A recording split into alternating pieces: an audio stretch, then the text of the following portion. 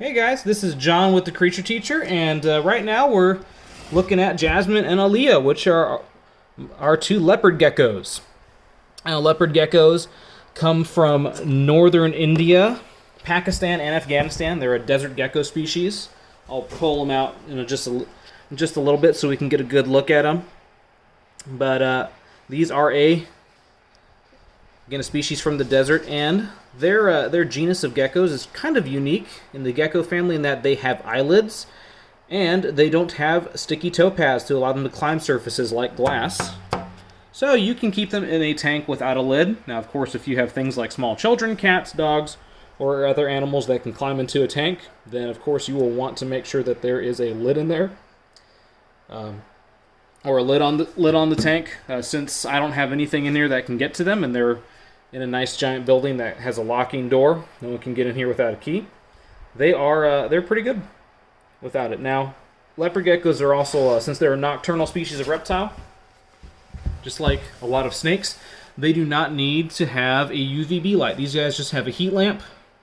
It's one of those red lights for nighttime, and that gives them all the heat that they need.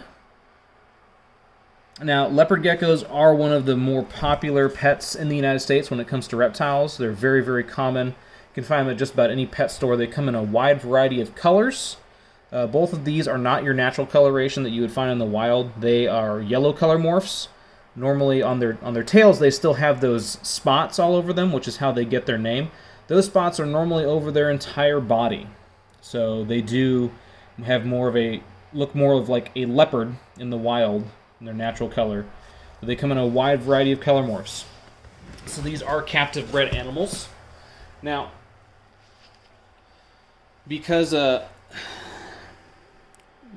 are popular, lots of people buy them, but again, it's always important to make sure that when you do get these guys, even though they are one of the easier reptiles to care for, please make sure that you get all the right stuff right from the outset. Don't go cheap on it. Don't think you can avoid certain things. Get the right size enclosure, get the right type of heat lamps and lights. Make sure you get a nice good hide for them. They got a big house that they can hide in. They also have another one over here that's in the heated area, so they have a cold area and a hot area.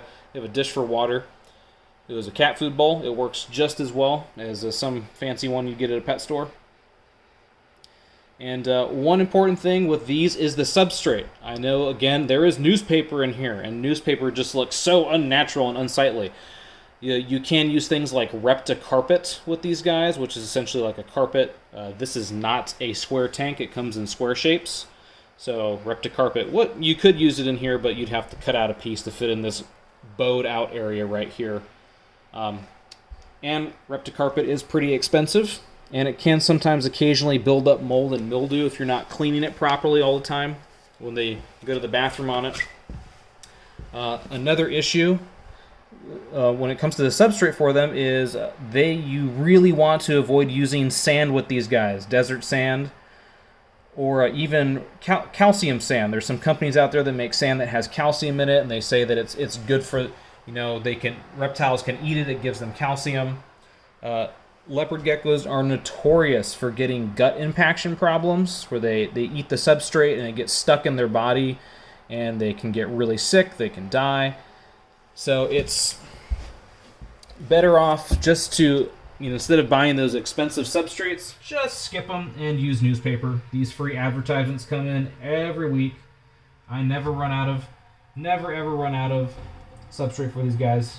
Here's Alleyah over here. She has the spots on her head. She's got those nice spots, and that's how you can tell the two of them apart. Now those spots right there on her head, that is more, if that pattern was over her whole entire body, that would be more of the natural color. Right now she's getting some sun.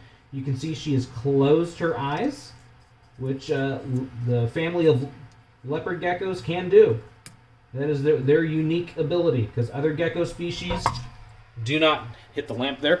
Other gecko species do not do that. They have to use their tongue to lick their eyeballs to clean their eyes. Now, they can use their tongue to lick their eyes.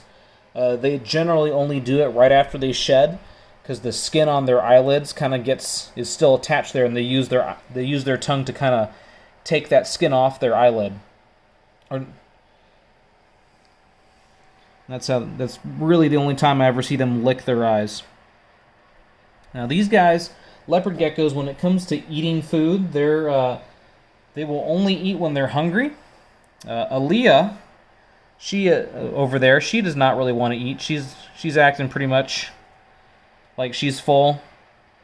Whereas Jasmine here, she's hungry. So I've already fed her a couple of worms already. There's another one that she missed earlier. Sometimes when they eat, their little tail here, when they see something, generally, they usually only do it when it's crickets. They will shake that tail really quickly, kind of wiggle it, and they'll shake their back hips, and then they'll jump and pounce on it, and it's pretty hilarious when they do it. She does not do it that much. Alleyah over here is the one. She is more energetic and likes to pounce on things more. Jasmine is a little more subtle when she jumps on her food. And these geckos are also known for their fat tails.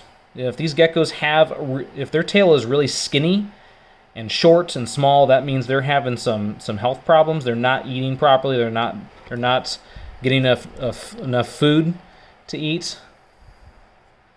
And of course, as always, a couple times a week, you are going to want to give them insects that have been coated with calcium. It's very important to do that. They had that yesterday, so they don't need calcium today, but it is important to make sure that they do get it. Now Alleyah wants to try and eat something. I dropped a worm in front of her, and she immediately lost interest as it walked under her. So sometimes they're a bit lazy when it comes to eating their food. But these have been our leopard geckos, Jasmine and Alleyah.